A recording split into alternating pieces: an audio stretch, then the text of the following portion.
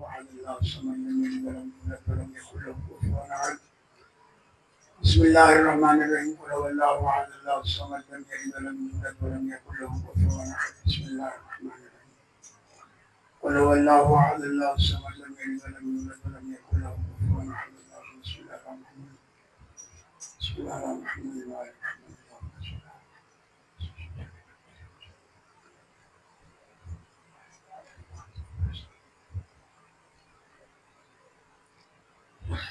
بابا علی بلند سے بات پڑھوں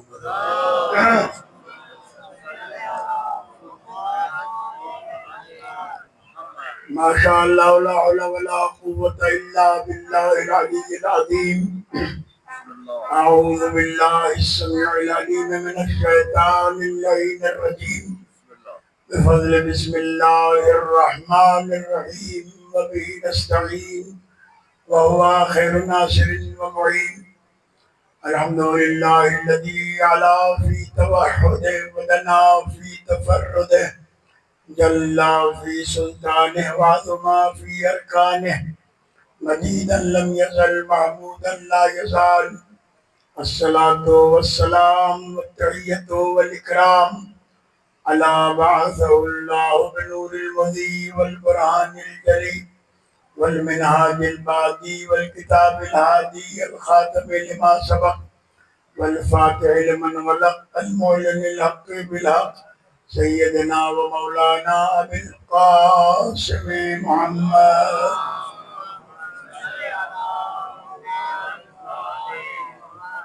ثم الصلاة والسلام على عترته التي يبين الأطهرين المعصومين الذين أذهب الله عنهم الرجس وطهرهم تطهيرا.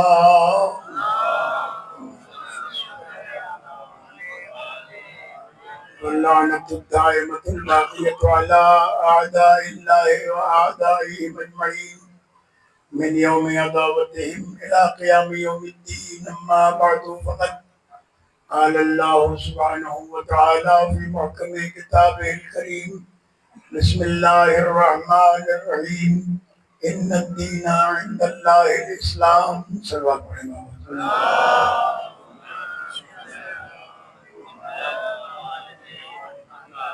یعنی گرامی کافی دیر سے آپ حضرات عبادت میں مصروف ہیں اور گرمی بھی اپنے عروج پر ہے. دیکھتے ہیں کہ زمانے کی گرمی زیادہ طاقتور ہے یا حرارت محبت حسین زیادہ طاقتور ہے. تھوڑا سا توجہ رکھیے گا. میں چاہتا ہوں کہ ہمارے مکتب کا ہر جوان مبلغ حسینیت بن جائے. ان مجالس کے انعقاد کا مقصد کسی کے خلاف اور نہ ہی کسی کے خلاف کوئی احتجاج کرنا ہے.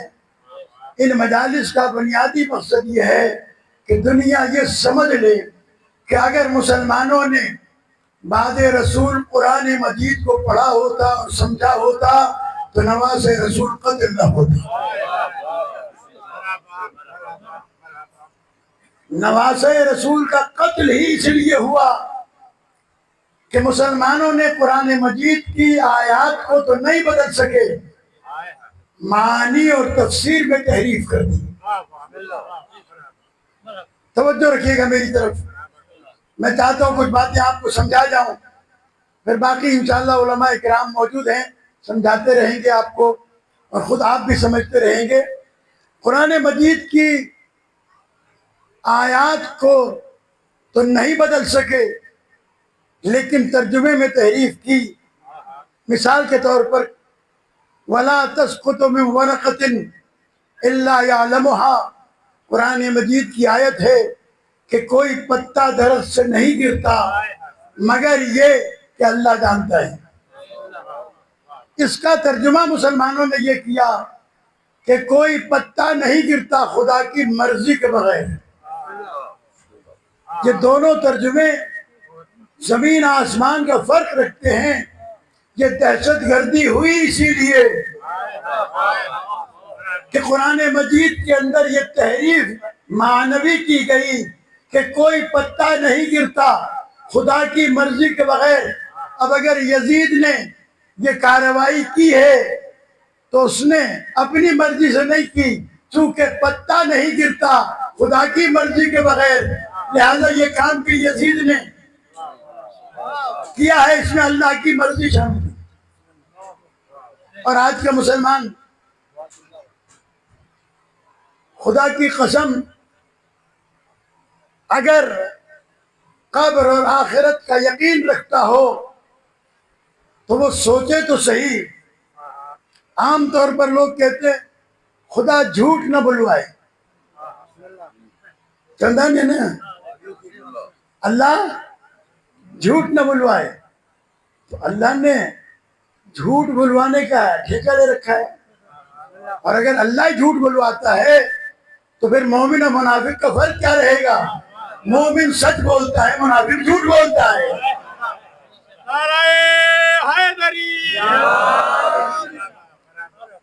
مومن اور منافق میں فرق یہی ہے کہ پیغمبر اکرم صلی اللہ علیہ وآلہ وسلم سے پوچھا گیا، یا رسول اللہ کیا مومن شراب پی سکتا ہے؟ آپ نے فرمایا ممکن ہے شہوت کا غلبہ ہو جائے اور وہ شراب پی لے، پھر توبہ کر لے۔ کہا کیا ممکن ہے کہ مومن زنا کرے؟ کہا ممکن ہے شہوت کا غلبہ ہو اور زنا کر بیٹھے، پھر توبہ کر لے۔ پھر کہا کہ کیا ممکن ہے کہ مومن جھوٹ بولے؟ آپ نے فرمایا اللہ واللہ، خدا کی قسم پہاڑ کو لوہے سے توڑا جا سکتا ہے، مومن سے جھوٹ نہیں بلوایا جا سکتا۔ مومن جھوٹ نہیں بول سکتا، کیوں؟ اس لیے کہ مومن بنتا ہے ولایت علی کے اقرار کے بعد۔ علی صدیق اکبر ہے اور صدیق اکبر کا ماننے والا جھوٹ نہیں بولا کرتا۔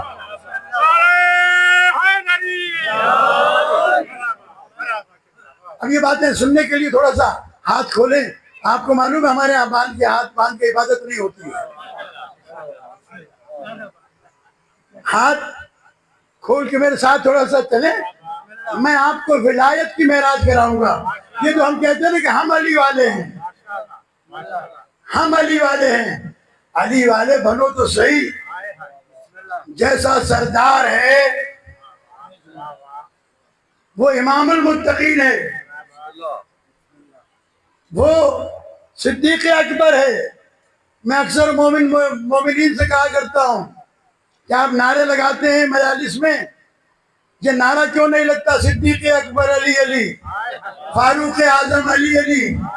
یہ نعرے آپ کو لگانا چاہیے، کیونکہ جن کا نہیں ہے وہ منوائے بیٹھے ہیں، جن کا ہے ان کا پتہ ہی نہیں ہے۔ دونوں ہاتھ بلند کر کے نعرہ حیدری، ہر مجلس میں نعرہ لگنا چاہیے، یہ آپ کی ذمہ داری ہے۔ سارے نعرے لگائیں لیکن یہ نعرہ لگنا چاہیے، اور ایک نعرہ وہ لگنا چاہیے جو ابھی 2-3 سال سے 5 سال سے شروع ہوا ہے۔ کون سا؟ نعرہ ولایت، علی ولی اللہ۔ پہلے میں بھی سوچا کرتا تھا یہ نیا نعرہ ایجاد کیوں ہوا ہے، پھر سوچنے کے بعد پتا چلا کہ یہ اللہ کا انتظام ہے۔ جب دنیا نے علی اللہ کے نعرے لگانے شروع کیے، اللہ نے کہا مجلس میں یہ نعرہ لگے تاکہ مومنوں کو پتا چل جائے علی ولی اللہ ہے، علی اللہ نہیں ہے۔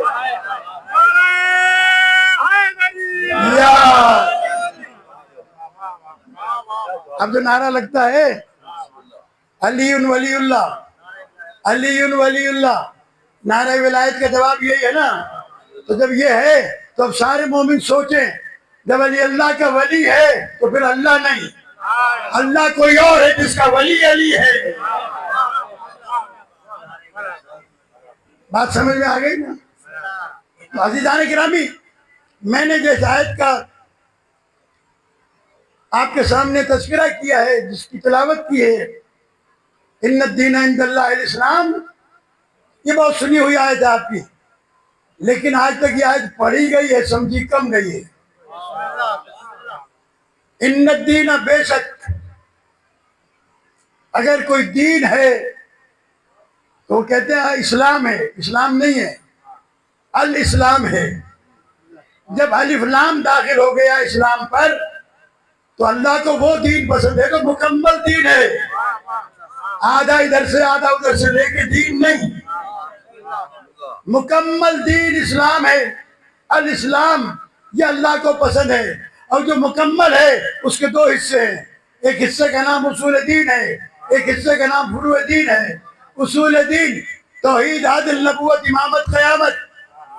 فروع دین نماز، روزہ، حج، زکوٰۃ، جی امر بالمعروف نہی عن المنکر، تولی تبرہ، یہ ساری چیزیں اس میں ہیں، فروع دین میں ہیں۔ یہ دونوں حصے مل کے دین بنتا ہے، نہ اکیلا اصول دین سے دین بنتا ہے، نہ اکیلے فروع دین سے دین بنتا ہے۔ تو جب دونوں کو ملا کے دین بنتا ہے تو ایک بات یاد رکھیے گا، وہ دین جو دونوں جز کو ملا کے بنتا ہے وہ کبھی علی کی شکل میں سامنے آتا ہے، کبھی حسن کی شکل میں سامنے آتا ہے، کبھی حسین کی شکل میں سامنے آتا ہے۔ اور یہ میں نہیں کہہ رہا، یہ رسول نے کہا جب جنگ احد کے اندر، جنگ خندق کے اندر مولا کائنات کے سر پہ اپنا امامہ رکھا، اپنی عبا پہنائی، اپنی تلوار دی تو کہا فرض الایمان کلہ الی الکفر کلہ۔ علامہ فخر الدین رازی نے تفسیر کبیر میں، جو اہل سنت کے بہت بڑے مفسر ہیں، انہوں نے لکھا کہ برز الاسلام کلہ الی الکفر کلہ، کل کا کل اسلام کل کے کل کفر کے مقابلے میں جا رہا ہے۔ یہاں کہا گیا کل ایمان کل کفر کے مقابلے میں جا رہا ہے۔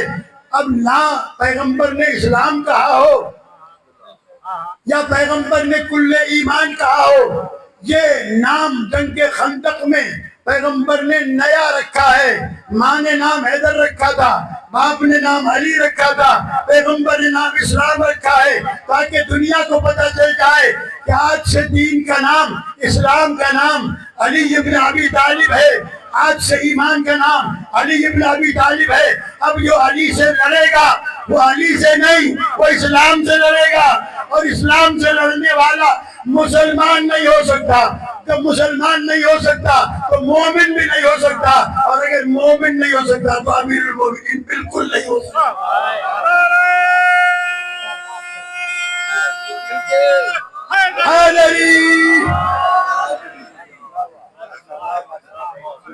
علی علیہ السلام کا نام یا ایمان ہے یا اسلام ہے، کل ایمان علی۔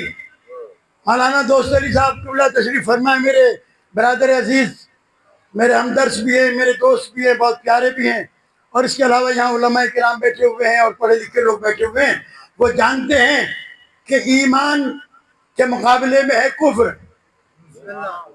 ہے یا نہیں؟ اگر آپ سننا چاہتے ہیں تو ایمان کے مقابلے میں کفر، پیغمبر نے فرمایا کل کفر کے مقابلے میں کل ایمان جا رہا ہے۔ کل کفر، تو کل کفر کیسے بنتا ہے بھائی؟ توجہ رکھیے گا اور یاد کیجیے گا اور لے کے جائیے گا ساتھ یہ پیغام۔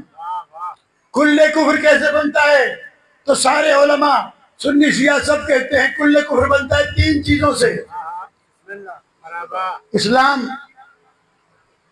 کل ایمان، اس کے مقابلے میں کل کفر۔ کل کفر کے تین اجزاء، پہلا جز ہے شرک، دوسرا جز ہے کفر، تیسرا جز ہے نفاق۔ یہ تینوں دفعہ ہوں گے تو کفر دفعہ ہوگا۔ معلوم نہیں اب ہاتھ باندھے بیٹھے، پیچھے تھوڑا ہاتھ اٹھائے، مجھے پتا تو چلے کہ پیچھے والوں کی سمجھ میں بھی آ رہا ہے یا نہیں۔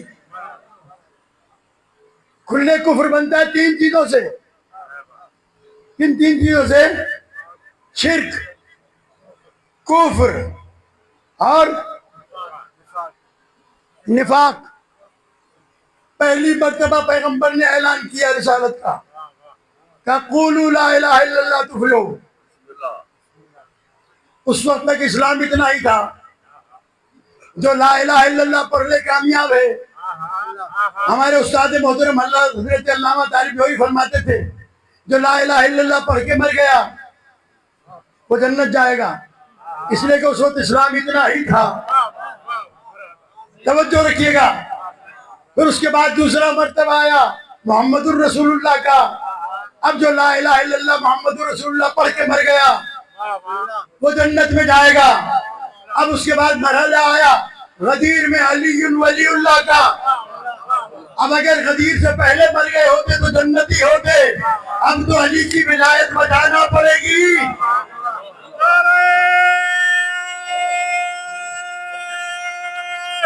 حیدری قیامت کے میدان میں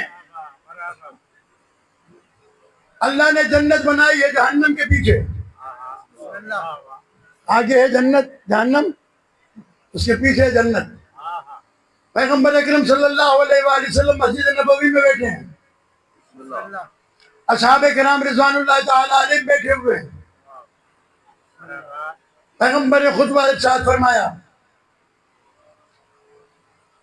کہ اللہ نے جنت جانے کے لیے جہنم پہ پل بنایا ہے.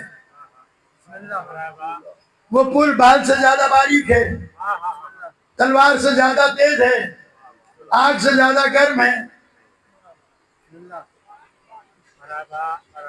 تو کسی نے میری طرف متوجہ رہی، کسی نے سوال کیا اٹھ کے دل جلے نے کہ اللہ کے رسول اگر ایسا پل ہے تو اللہ سے سدھو چھوڑو تو چلے تو جنت میں کہ وہاں جانی میں چلی خیر تبھی تو رہے پل. ایسے پل سے کون گزرے گا؟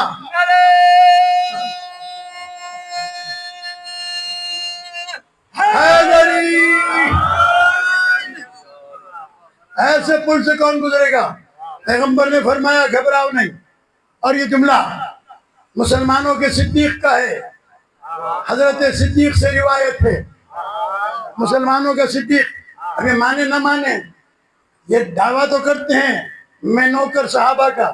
یہ نوکر حلوے کا روٹی کا ہے، اس کا کوئی تعلق صحابہ سے نہیں.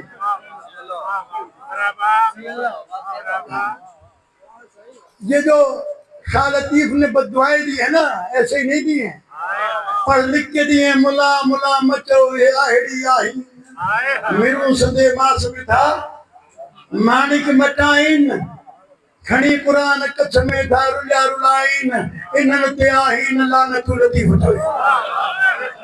نعرہ حیدری.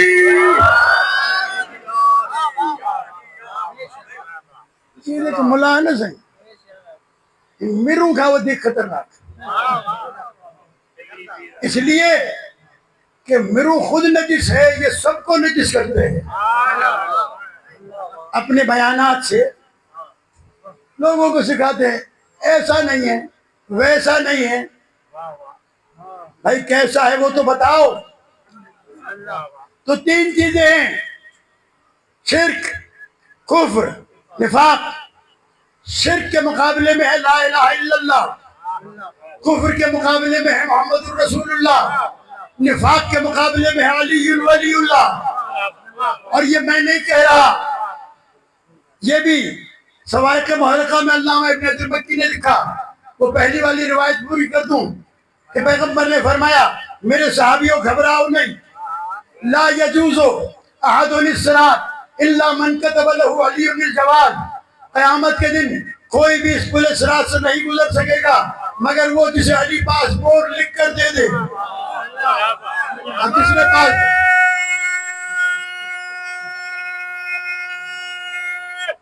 حیدری جی جسے علی لکھ کے دے، جسے علی لکھ کے دے گا وہ جنت میں جائے گا. صدیق کا قول ہے، روایت پیغمبر سے کی ہے. سوائق محرقہ میں علامہ ابن حجر مکی نے لکھا ہے اور وہیں پر لکھا ہے. دوسری روایت بھی کہ اصحاب کرام رضوان اللہ تعالی علیہم زمانہ پیغمبر میں فرماتے ہیں کہ جب کبھی کسی کا ایمان مشکوک ہو جاتا تھا، سمجھتے تھے یہ مومن ہے یا منافق، معلوم نہیں ہوتا تھا یہ مومن ہے یا منافق، پتہ نہیں چلتا تھا کہ یہ مومن ہے یا منافق، تو صحابہ کرام رضوان اللہ تعالی علیہم کی سنت کیا ہے؟ صحابہ نہ پیغمبر کے پاس لے جاتے تھے اسے، نہ مسجد میں لے جاتے تھے اسے، نہ قرآن اٹھواتے تھے اسے، نہ قسم کھلواتے تھے. کہتے تھے ہم وہیں کھڑے کھڑے وہیں بازار میں اسی جگہ پر علی کا ذکر چھیڑتے تھے. منہ بگڑتا تھا سمجھتے تھے منافق ہے، چہرہ کھلتا تھا سمجھتے تھے مومن ہے.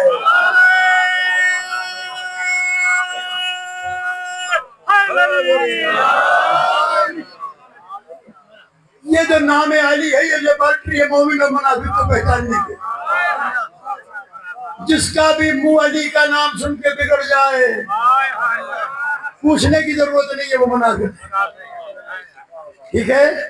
تو اب یہ کہ پیغمبر اکرم صلی اللہ علیہ وآلہ وسلم کے زمانے میں بھی منافق کی پہچان نہ لا الہ الا اللہ سے ہوتی تھی نہ محمد الرسول اللہ سے ہوتی تھی. زمانے پیغمبر میں بھی یہ پہچان علی ولی اللہ سے ہوتی تھی، علی علیہ السلام کی ولایت سے ہوتی تھی. پیغمبر اکرم صلی اللہ علیہ وآلہ وسلم نے اتنی حدیثیں بیان کی مولا کائنات کے فضائل میں کہ ایک دن ایک بڑے صاحب پیغمبر کے پاس آئے، کہنے لگے یا رسول اللہ علی کے اتنے فضائل بیان کرتے ہو، ایسا نہ ہو کہ امت بگڑ جائے، ایسا نہ ہو کہ امت گمراہ ہو جائے. پیغمبر نے مسکرا کے کہا مجھ سے زیادہ امت کی فکر تجھے کیوں لگی ہے؟ دین تو میں لایا ہوں، زحمتیں میں نے اٹھائی ہیں، تکلیفیں میں نے اٹھائی ہیں. تو یہ اسلام، یہ جو کہا گیا نا کہ کوئی کام نہیں ہوتا اللہ کی مرضی کے بغیر، آج سارے مسلمان اس عقیدے پر قائم ہیں.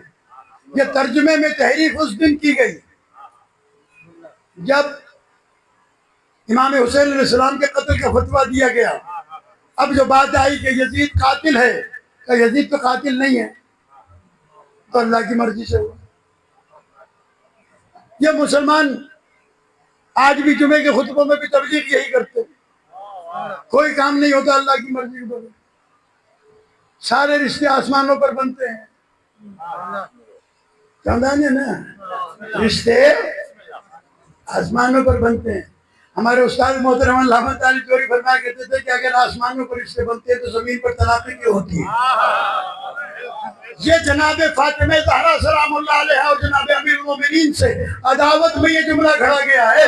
کائنات میں ایک ہی جوڑا ہے جو آسمانوں پر بنا ہے، دلہن کا نام فاطمہ ہے، دلہا کا نام علی بن ابی طالب.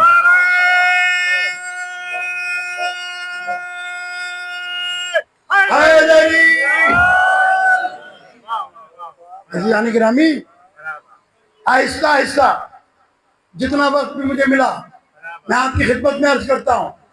اگر سارے کام اللہ کراتا ہے اور اللہ کی مرضی سے ہوتے ہیں تو یا اللہ تو نے جہنم کیوں بنائی ہے؟ کسی کو باندھ کر کسی سے کوئی جرم کرانا اور پھر اس کے بعد میں اسے سزا دینا یہ ممکن ہی نہیں ہے. اسی لیے مسلمانوں نے اپنے اصول دین سے عدل نکال دیا. مسلمانوں کے اصول دین میں عدل نہیں ہے. کیوں؟ اس لیے کہتے ہیں کہ اگر عدل ہو تو اللہ مجبور ہو جائے گا. اے سبحان اللہ، کیا فکر ہے.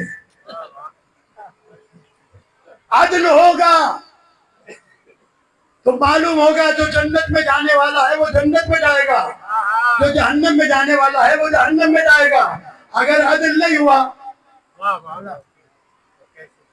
تو کچھ ادھر سے کچھ ادھر سے. پھر امام بخاری کو لکھنا پڑا کہ جب اللہ تبارک و تعالیٰ قیامت کے دن سب کو بھیج چکے گا جنت میں جہنم میں، تو جہنم سے پوچھے گا جہنم بتا تیرا پیٹ بھر گیا؟ جہنم کہے گی حل من مزید. جہنم میں بولے جو پیٹ کلیئر ہوتا کہتے ہیں بھر جی حل من مزید. اللہ سائیں کیا کرے گا؟ خداوند عالم کہے گا فرشتوں سے دیکھو کوئی لوگ رشوت دے کے چور دروازے سے تو جنت میں نہیں چلے گے،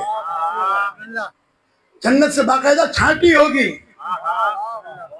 اس اندھے کو یہ معلوم ہے کہ وہاں فرشتے کھڑے ہیں، فرشتے معصوم ہیں.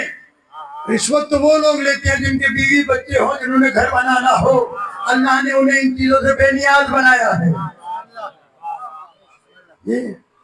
ممکن ہے کہ کوئی جنت میں چور دروازے سے چلا جائے، اللہ نکال کے پھر جہنم میں ڈالے گا، پھر پوچھے گا پیٹ بھر گیا کہ حل من مزید، ابھی نہیں بھرا، پھر نکال کے ڈالے گا۔ اور میں سمجھتا ہوں یہ مولوی کو پتہ ہی نہیں ہے کسے نکال رہے ہیں، وہاں رہیں گے صرف علی والے۔ جہنم میں علی کے دشمن جائیں گے، جنت میں علی کے دوست جائیں گے، اور جنت کے دروازے پر کھڑے ہیں حسنین علیہ السلام، ان کی سرداری ہے، جنت بھیجنے والے ہیں علی علیہ السلام۔ کسی نے کہا کہ اگر یزید کو اللہ نے بخش دیا تو تم روک لو گے، تو میں نے کہا کہ علی کو، یزید کو جنت تم لے جانا، لیکن اتنا بتاؤ کہ یزید کو پاسپورٹ کون دے گا؟ پاسپورٹ تو علی دے گے، تیرا باپ لے کے جائے گا وہاں۔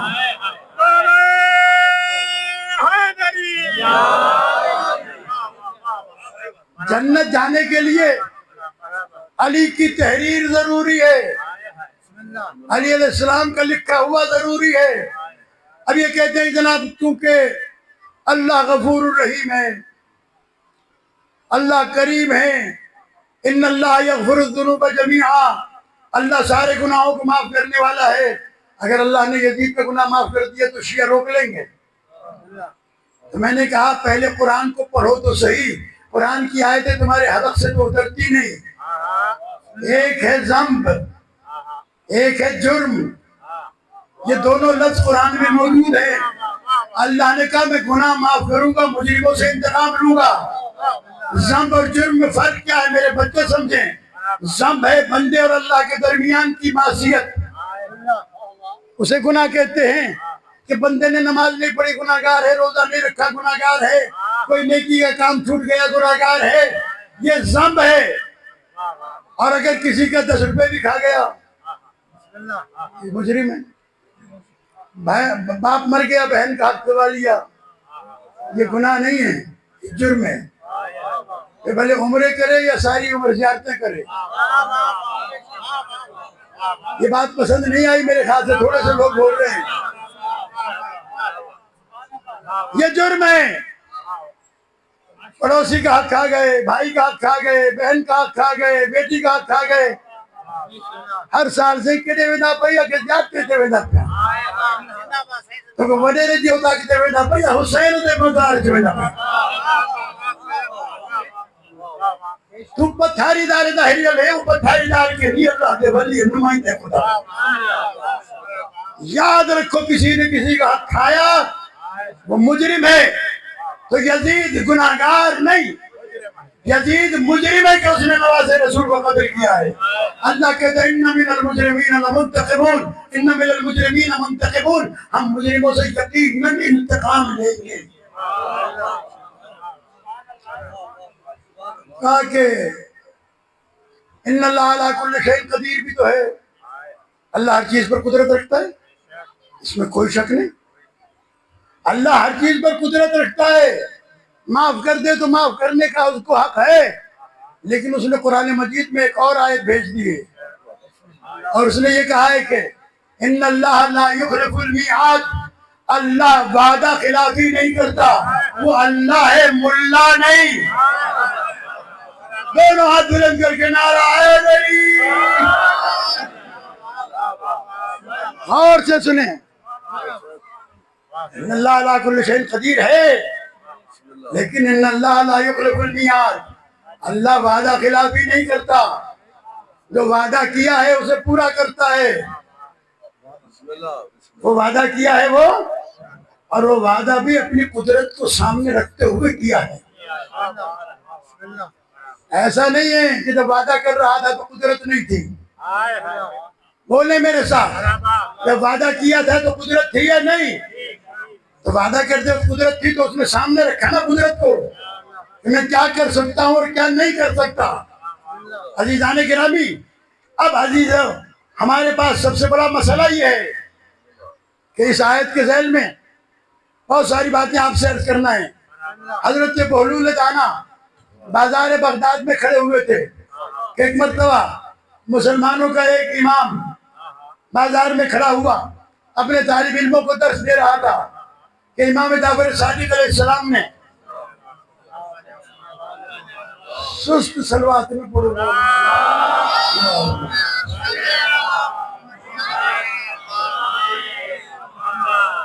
امام نے کہا ہے کہ 3 چیزیں ایسی ہیں جس سے مجھے اختلاف ہے.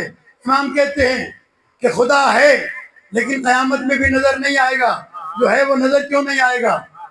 دوسرا یہ کہ کہتے ہیں کہ شیطان جہنم میں جلے گا، شیطان آگ سے بلا ہے، آگ کو جہنم کیسے جلائے گی؟ تیسرا یہ کہ امام کہتے ہیں کہ نیکی اللہ کی طرف سے، برائی بندے کی طرف سے، جبکہ میرا ماننا یہ ہے کہ ہر کام اللہ کی مرضی سے ہوتا ہے. بہلول نے سن لیا، ایک مٹی کا ڈھیلا اٹھایا، پتہ نہیں دیوانے کا نشانہ کتنا سچا تھا، ٹھکا جو کرائے تھے نلاڑتے ہمرا پاک ہوئی. شاگرد اٹھا کے لے گئے استاد کو ہارون کے دربار میں، بہلول کو بھی لے گئے، کہا ہمارے استاد کو مارا ہے. بہلول نے کہا میں نے نہیں مارا ہے، میں نے نہیں مارا ہے. کہا اتنے سارے گواہ ان کے سامنے مارا ہے. کہا ابھی تو یہ کہہ رہا تھا کہ کوئی کام اللہ کی مرضی کے بغیر نہیں ہوتا، تو میں نے کب مارا ہے؟ اسے تو اللہ نے مارا ہے.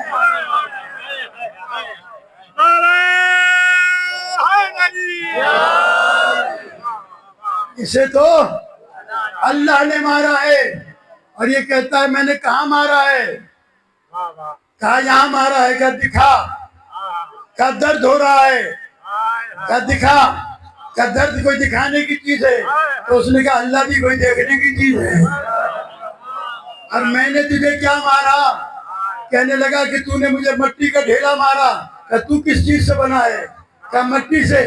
کہا مٹی نے مٹی پر اثر کیسے کیا؟ جیسے مٹی نے مٹی پر اثر کیا ایسے شیطان پر آگ اثر کرے.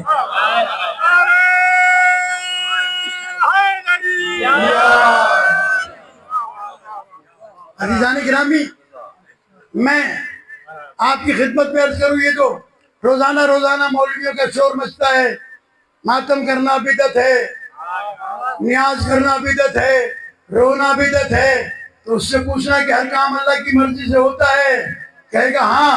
تو کہا پھر ماتم ہماری مرضی سے کیسے؟ ماتم بھی تو اللہ کی مرضی سے ہوتا ہے، نیاز بھی اللہ کی مرضی سے ہوتی ہے، یہ مجلسیں بھی اللہ کی مرضی سے ہوتی ہیں، یہ عالم بھی اللہ کی مرضی سے اٹھتا ہے. ہم اگر کسی سے محبت کرتے ہیں اس میں بھی اللہ کی مرضی ہے، کسی پر لعنت کرتے ہیں تو اس میں بھی اللہ کی مرضی ہے.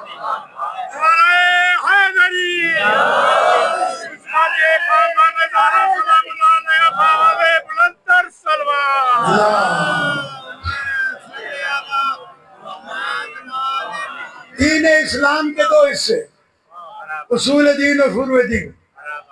اس مکمل دین کو اگر کربلا میں دیکھنا ہو تو شاہ معین الدین چشتی میری نے سمجھایا، شاہ است حسین، بادشاہ است حسین، دین است حسین، تی پناہ است حسین، سرداد نداد، دست در دست یزید، حقا کے بنا الہ الہ است حسین. حسین دین بھی ہے، دی پناہ بھی ہے.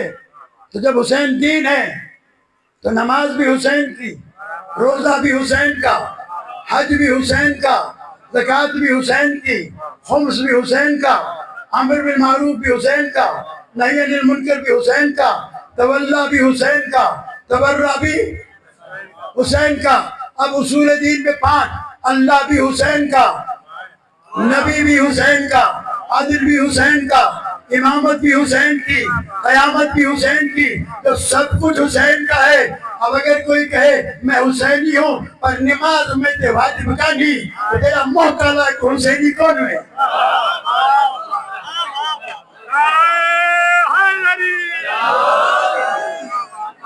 اگر تو حسینی ہوئے تیرے مطلب نماز کیوئے کو نہیں؟ جکا شے حسین دی ہے وہ حسینی کو ادا کر رہی ہے.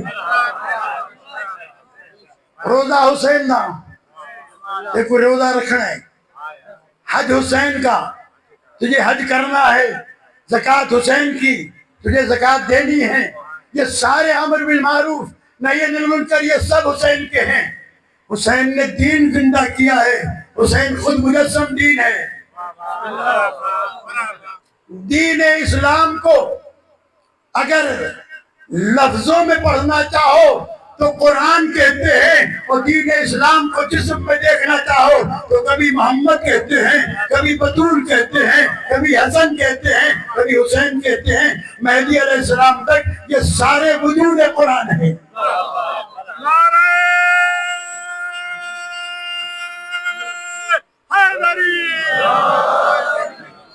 یہ نہ پوچھنا نماز کیوں پڑھوں، روزہ کیوں رکھوں، حج کیوں کروں۔ اپنے آپ کو اگر حسینی بنانا ہے تو حسینی کنٹھے کولابے سے ثابت نہیں ہوتا، حسین کڑے پہننے سے نہیں ثابت ہوتا، حسین حلیے بنانے سے نہیں۔ لٹنا وہ دھائے سے ایسا حسین ہو، لٹنا تو ہندو بھی بتائیں گے، مندر جتنے بیٹھے تھے نا یہ سب لٹنے والے ہیں، لٹ وہ دھا کے رکھتا کی تھے۔ یاد رکھو، بال بڑے ہو یا چھوٹے، کپڑے سفید ہو یا کالے، پینٹ شرٹ ہو یا کرتا شلوار، پاجامہ کرتا ہو یا کوئی اور لباس کوئی بھی پہن، حسینی لباس سے بھی نہیں پہچانا جاتا، حسینی کردار سے پہچانا جاتا ہے۔ زندہ باد، زندہ باد، ہے ہماری دستگاہ کربلا، کربلا ہے ہماری دستگاہ کربلا، کربلا حق کا سیدھا راستہ کربلا، کربلا حیدری بلندر صلوات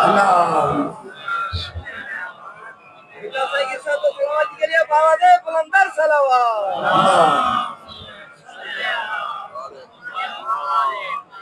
اخلاق کا اچھا ہونا یہ حسینیت کی دلیل ہے۔ محبت چھڑو کرنا یزیدیت کی نشانیاں، حسینیت کی نہیں۔ اگر آپ کہیں گے تو میں اس کے سلسلے میں حدیثیں پڑھوں گا، میرے بعد اگر تو خطیب نہ ہوتے نا تو میں آپ کو 7 بجے تک بٹھاتا یہاں۔ سنیں حدیثیں، ہمارے استادوں نے ہماری تربیت کی ہے، ہمیں بتایا ہے۔ پیغمبر نے پوچھا گیا یا رسول اللہ اہل جنت کی نشانی کیا ہے؟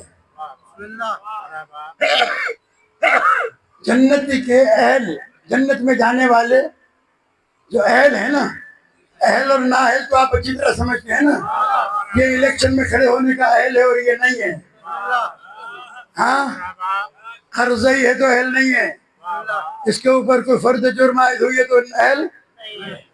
معصوم سے پوچھا گیا کہ جنت میں جانے کا اہل کیوں ہے؟ کیونکہ پیغمبر نے یہ نہیں کہا تھا کہ حسن اور حسین جوانان جنت کے سردار ہیں، یہ ترجمہ ہی غلط ہے۔ حسن اور حسین جوانان جنت کے سردار قطعاً نہیں ہیں۔ معاف کیجیے گا، مجھے فتویٰ نہیں دے دے کوئی، ہم ساری عمر یہ سنتے آئے ہیں، اور مولانا نے کہہ دیا کہ سید نے کہا کہ حسن اور حسین جوانان جنت کے سردار نہیں ہیں، قطعاً نہیں ہیں، 100% نہیں ہیں۔ اگر پیغمبر کی حدیث یہ ہوتی کہ الحسن والحسین سیدہ شباب الجنہ، تو ترجمہ یہ ہوتا کہ حسن اور حسین جنت میں جانے والے جوانوں کے سردار ہیں۔ پیغمبر نے فرمایا الحسن والحسین سیدہ شباب اہل الجنہ، حسن اور حسین جنت میں جانے کی اہلیت رکھنے والے جوانوں کے سردار۔ ہاتھ اٹھا کے مجھے بتائیں، بات سمجھ میں آئے تو؟ جنت میں جانے کی اہلیت رکھنے والے جوانوں کے سردار ہیں، سب کے نہیں۔ اہلیت پیدا کرو، اہلیت کیسے پیدا ہوگی؟ نمازوں سے، روزوں سے، حج سے نہیں، یہ تو فرض ہے، یہ تو کرنا ہی ہے۔ اگر اہل جنت کی نشانیاں پتہ ہو جائیں تو معصوم نے فرمایا، پیغمبر نے فرمایا علامات اہل الجنت 3، اہل جنت کی نشانیاں 3، وجہ المنبسط، اہل جنت کو دیکھو گے تو مسکراتا ہوا چہرہ ہوگا. بگڑی نے قبض تھے کیا مر سکے نا جنتی مسکراتے ہوئے چہرے پہلی نشانی. دوسری نشانی ید معطی سخاوت کا ہاتھ. بخیل کے جنت کی اہلیت نہیں ملتی. معاف کر بابا معاف کر بابا معاف. اگر کوئی کہے زکات دے تو صرف بچے ہی نہ تھو. بنگلو ٹھہے تو پھر بچے ہی نہ تھو. فرچونر کار اچھی بچے ہی نہ تھو. لندن ٹور پر جا رہے بچتا ہی نہیں.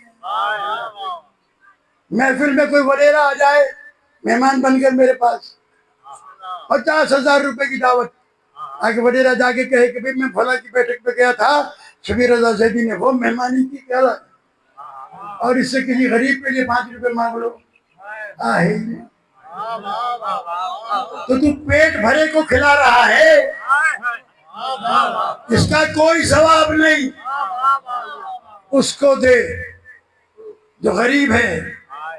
5 روپے دے 50 روپے نہیں 2 روپے دے. یہ معافی مانگنا چھوڑ دے. اگر اللہ نے تجھ سے معافی مانگ لی تو تیرا کیا بنے گا؟ اب بیٹھا ہے والا کون. اگر اللہ نے کہا معاف کرو جنت نہیں ہے پھر کہاں جاؤ گے؟ حیدری دیکھیے علی والے بنو. علی والے بنو. حسن اور حسین والے بنو. جی ید المعطی سخاوت کا ہاتھ.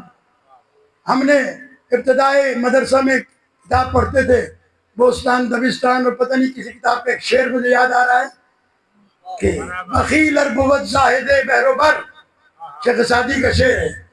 بخیل ار بود زاہد بحر و بر بہشتی نباشت بحکم خبر.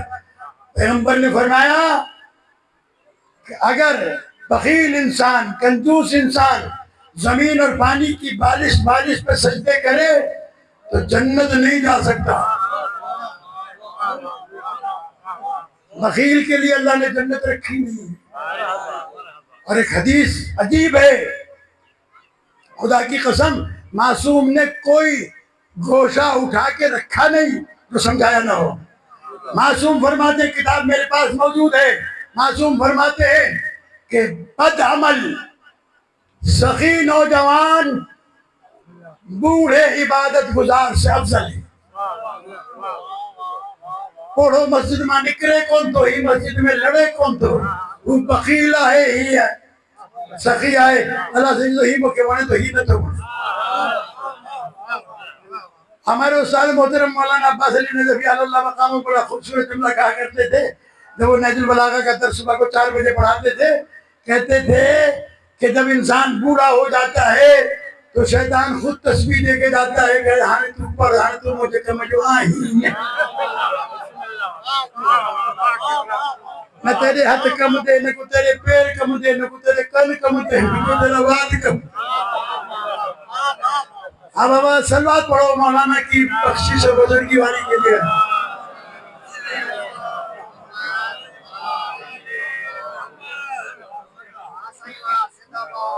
عبادت گاہوں کو آباد کرے.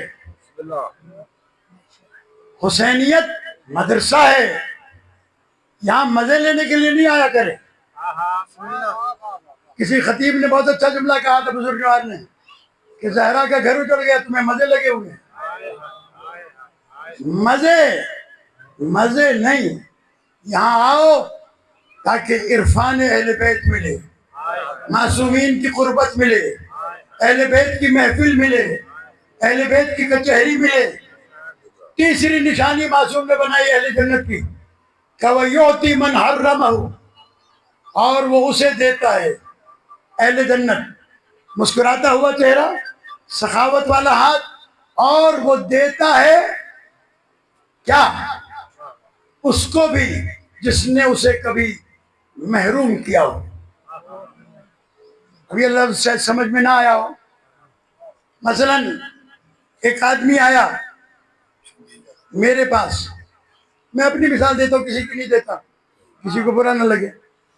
میرے پاس آیا کہ اللہ مولانا ایک خط لکھ دیں فلاں آفیسر کے لیے، فلاں رئیس نواب شیعہ کے لیے، میرا یہ کام ہو جائے گا۔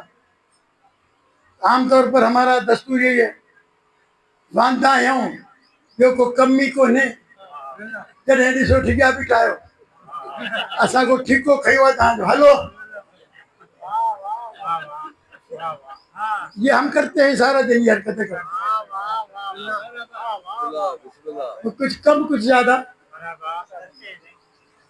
اب معصوم فرماتے ہیں کہ میں نے تو اسے لوٹا دیا، وہ چلا گیا، اگلے کچھ دنوں کے بعد میری ضرورت پڑ گئی اس آدمی میں۔ معصوم فرماتے ہیں کہ اہل جنت ہے تو تانا نہیں دے گا کہ کل میں آیا تھا تو نے میرا کام نہیں کیا تھا، آج کس منہ سے آیا ہے؟ چونکہ اہل جنت ہے۔ اب آپ اندازہ کریں جب اہل جنت ایسے ہوتے ہیں تو وارث جنت کیسے ہوں گے؟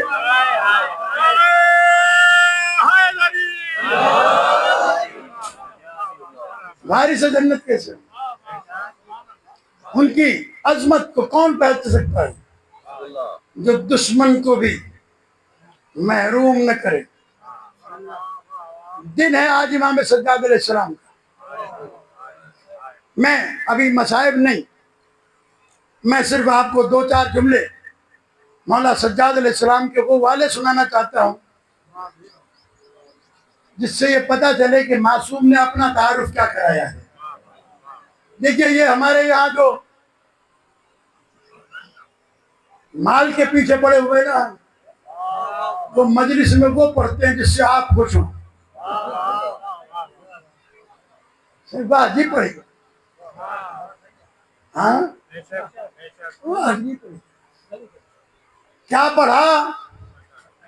علی اللہ ہے، علی رب ہے، علی خالق ہے، یہ ایسے ہیں، یہ ویسے ہیں۔ یہ آل محمد کو بنانا شروع کیا اس نے۔ کیا؟ آل محمد کو سلوات بھیجے محمد و آل محمد کو دیکھیں مولانا۔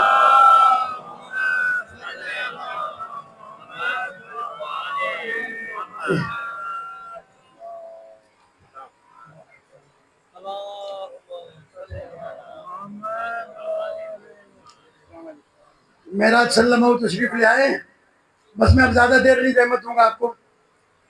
یہ جو میں عرض کر رہا ہوں میری طرف توجہ رکھیے گا کہ ہم اہل بیت سے کتنا قریب ہیں۔ سنی سے شیعہ ہوا ہے بڑا پڑھتا ہے، وہ جو سنی سے شیعہ ہوا ہے پہلے اسے دیکھو شیعت پڑھے تو صحیح پتہ چلے کہ شیعت ہے کیا۔ کیا پتا اس نے شیعت کا کلمہ پڑھائی پیسے کمانے کے لیے ہو۔ ہمیں کسی کی نیت پہ شک نہیں، وہ پڑھے ریل کار کی طرح سے گاڑی بھی ہے کسی بڑو جوشی لو خطیبہ، خدا کو مانے، خدا کو مانے۔ اس مجلس میں بی بی آتی ہے، بی بی بطول حضرت سلام اللہ علیہ، اس میں اہل بیت کی آمد ہوتی ہے، اس میں امام سجاد علیہ السلام آتے ہیں۔ کچھ خیال ہے کہ ممبر پہ آنے والا حرکتیں کون سی کر رہا ہے؟ کیا آل محمد کو یہ حرکتیں راضی ہیں؟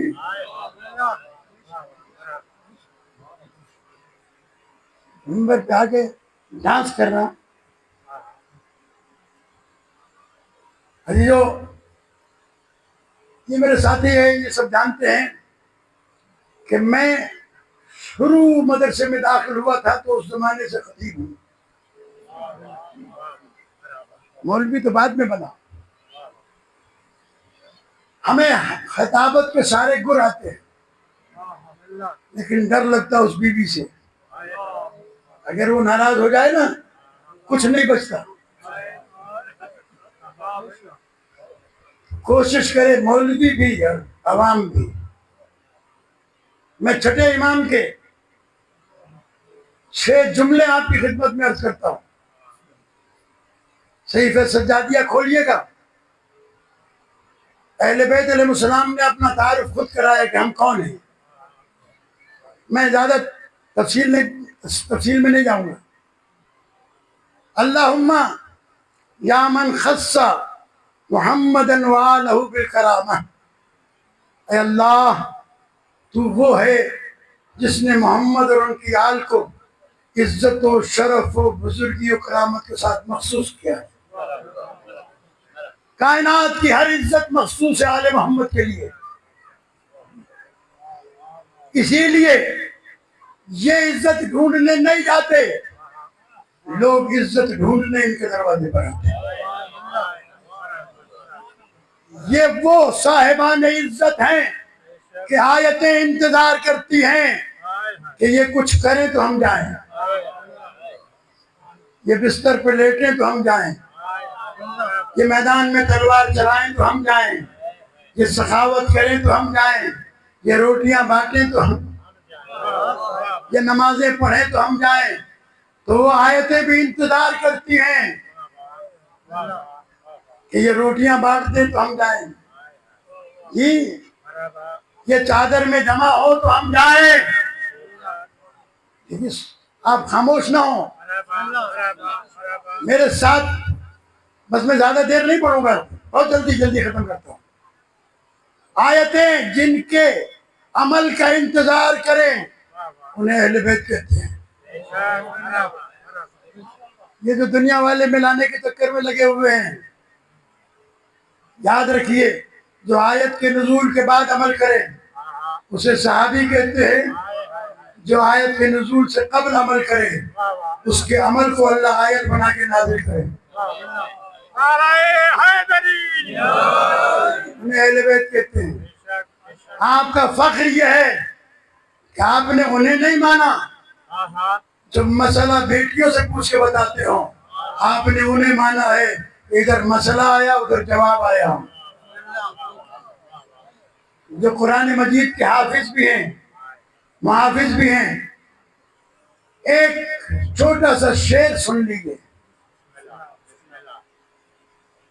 شبلی نعمانی کہتے ہیں الیکم کل مکرمت تعول کلما یقال امکم البتول، کہتا ہے اہل بیت رسول تمہاری عزت، تمہاری عظمت، تمہاری شرافت، تمہاری کرامت، تمہاری بزرگی، تمہاری بلندی، ان سب کے لیے بس ایک بات کافی ہے کہ جب یہ کہا جائے کہ تمہاری ماں بطول ہے تو کائنات کے سارے شرف تمہاری طرف اپنا رخ، سارے شرف تمہاری طرف اپنا رخ کر لیتے ہیں۔ اس لیے دنیا شرف ڈھونڈنے ان کے دروازے پر آئی، یہ شرف ڈھونڈنے کے لیے کسی کے دروازے پر نہیں، اللہ نے انہیں صاحب شرف بنایا۔ وَحَبَاهُمْ بِالرِّسَالَةِ، کبھی موقع ملا تو اس آیت پر پورے 2 گھنٹے الگ سے، اس حدیث، اس مولا کے فرمان پر 2 گھنٹے پڑھوں گا، آج صرف ترجمہ سن لیجیے۔ مولا فرماتے ہیں وَحَبَاهُمْ بِالرِّسَالَةِ، اے اللہ تو وہ کریم ذات ہے کہ تو نے اپنے پیغام کے لیے ہمیں پسند کیا، کہ تیرا پیغام ہمارے سینوں میں رہے، کیونکہ قرآن مجید کے اندر 2-3 مقامات پر آیت آئی ہے واللہ اعلم حیث یجعل رسالتہ، اللہ بہتر جانتا ہے کہ وہ اپنے پیغام کو کس کے سینے میں رکھے۔ آل محمد عمل کرتے گئے اور دشمن قدموں پہ ہاتھ رکھ کے کہتے گئے کہ ہم غلطی پر تھے، ہمیں یقین ہو گیا پیغام آپ کے پاس ہے۔ وَخَصَّصَهُمْ بِالْوَسِيلَةِ، اور اے اللہ تو نے انہیں مخصوص کیا ہے وسیلے کے ساتھ، اللہ دیتا بھی ان کے وسیلے سے ہے، لیتا بھی ان کے وسیلے سے ہے۔ وَجَعَلَهُمْ وَرَثَةَ الْأَنْبِيَاءِ وَالْأَئِمَّةِ وَخَتَمَ بِهِمُ الْأَئِمَّةِ، اللہ نے انہیں انبیاء کا بھی وارث بنایا ہے اور ائمہ کا اختتام بھی انہی کے اوپر ہوگا۔ یہ اتنے عظیم لوگ ہیں کہ ان کے بارے میں کوئی کیا بتائے گا، یہ خود بتاتے ہیں، کہتے ہیں وَعَلَّمْتَهُمْ عِلْمَ مَا كَانَ وَعِلْمَ مَا بَقِيَ، خدا کی قسم اتنا خوبصورت جملہ ہے۔ معصوم کہتے ہیں اے اللہ تو وہ ہے جس نے ہمیں گزشتہ کا بھی سارا علم دے دیا، قیامت تک آنے والا بھی سارا علم دے دیا، سارا علم ہمارے پاس۔ وَجَعَلَ وجعلتهم قلوبا، صلوات پڑھتے ہیں محمد وآل محمد علیہ وسلم.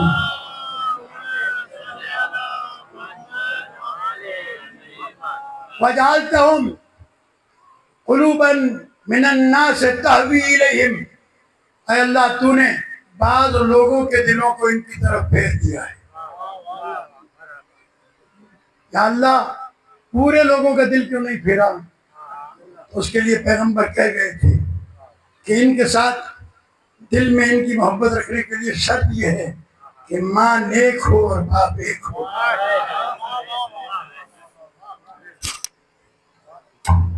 یہ سارا قرآن بھی پڑھ کے سنائیں تو لوگ ان کی طرف راغب نہیں ہوں گے. اور اسی لیے میرے مولا نے کہا تھا کہ اگر میں مومن کی ناک پر اتنی ضربیں لگاؤں، سب سے زیادہ انسان کو چوٹ ناک پر لگتی ہے. دیکھیں یہ بھی فصاحت و بلاغت کا ایک زینہ ہے. مولا نے یہ نہیں کہا کہ میں اس کی پشت پہ تازیانے لگاؤں، مولا نے یہ نہیں کہا کہ میں اس کے ہاتھ پہ تازیانے لگاؤں. سب سے زیادہ چوٹ یہاں لگتی ہے. مولا نے کہا میں اگر کسی مومن کی ناک پر اتنی ضربیں لگاؤں کہ اس کی ناک ٹکڑے ٹکڑے ہو جائے اور کہوں میری ولایت کا انکار کر تو نہیں کرے گا، اور اگر منافق کو پوری دنیا ایکنے والے میں بنا کے بھی دوں اور کہوں کہ میری ولایت کا اقرار کر تو نہیں کرے گا. آپ خوش قسمت ہیں، آپ خوش نصیب ہیں کہ آپ کو اللہ نے بغیر کچھ قیمت ادا کیے ہوئے اہل بیت کی ولایت دی ہے. اب اس کی حفاظت کرنا یہ آپ کی ذمہ داری ہے. اپنے فیصلے آل محمد سے کرائیں، اپنے آپ کو اہل بیت کے نزدیک رکھیں، چاہے نقصان ہی کیوں نہ ہو جائے. آپ علی والے ہیں نا، میرے مولا فرماتے ہیں او میرے شیعو، اگر سچ بول کر جھوٹ بول کر جیت رہے ہو تو سچ بول کر ہار جاؤ. اگر علی والے ہو جھوٹ نہ بولنا. اور یہی وجہ ہے آل محمد علیہ السلام نے ساری زندگی، بس میں چند جملے آپ کے سامنے عرض کروں، میرے بعد استاد محترم مولانا محسن صاحب قبلہ اور معراج بھائی یہاں پہ سامنے خطاب کریں گے اور مفصل مسائل پڑھیں گے. میں تو صرف ایک جملہ عرض کرنا چاہتا ہوں کہ زندان شام ہے، شام کا وقت ہے. ایک شکاری ایک ہرن کو شکار کر کے زندان کے سامنے سے گزر رہا تھا. ہرن جب زندان کے سامنے پہنچا تو اس نے اپنی رسی زندان کی طرف، اس قیدی کی طرف کھینچنا شروع کی جہاں وہ زندان کا قیدی بیٹھا ہوا تھا. اس نے رسی کو تھوڑا ڈھیل دی. وہ ہرن امام کے پاس آیا، قدموں پہ سر رکھ کر اپنی زبان میں کچھ کہا. میرے امام کی آنکھوں سے خون رواں ہوا. رو کر کہتے ہیں شکاری یہ ہرن شکایت کرتی ہے اس کے بچے صبح سے بھوکے ہیں، میں ضمانت دیتا ہوں تو اسے چھوڑ دے، یہ اپنے بچوں کو دودھ پلا کر واپس آ جائے گی. شامی شکاری نے جلا ہوا امامہ دیکھا، ہاتھوں میں ہتھکڑیاں دیکھی، گلے کا توق دیکھا، پاؤں میں بیڑیاں دیکھی.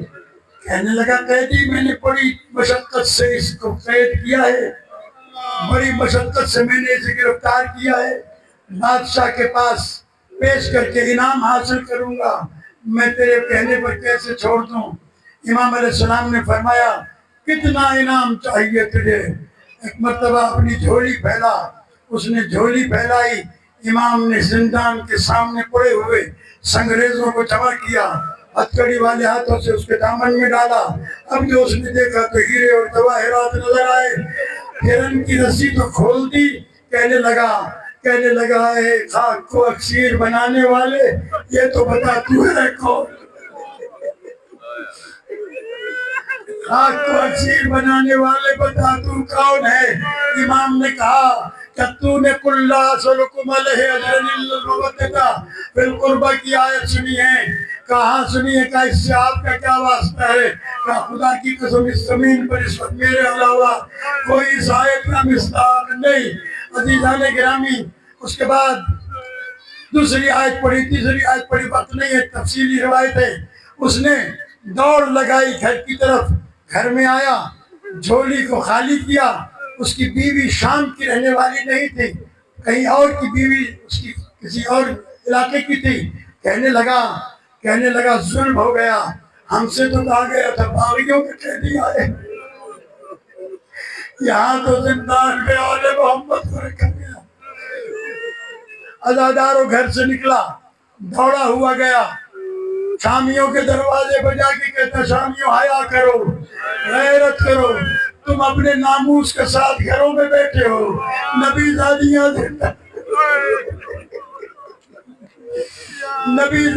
زندان میں قید ہیں۔ عزادارو اس نے یہ شام کے اندر گھوم کر جو اعلان کرنا شروع کیا، کسی نے جا کر یزید بن معاون سے شکایت کر دی، ایک شامی تیرے خلاف لوگوں کو بھڑکا رہا ہے، اس نے کہا اس کا سر قلم کر دو، اس کا سر قلم ہوا۔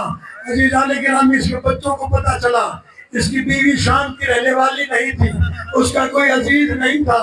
آخری جملے ہیں عزادارو، ایک مرتبہ دونوں بچوں کا ہاتھ پکڑا، دوڑی ہوئی آئی زندان کے دروازے پر، زندان کا دروازہ بند ہو چکا تھا، امام زندان کے اندر تھے، کہنے لگی ہرنی کے بچوں پر رحم کرنے والے، تمہاری محبت میں میرے بچے یتیم کر دیے، میرے شوہر کو قتل کر دیا، اجرکم اللہ۔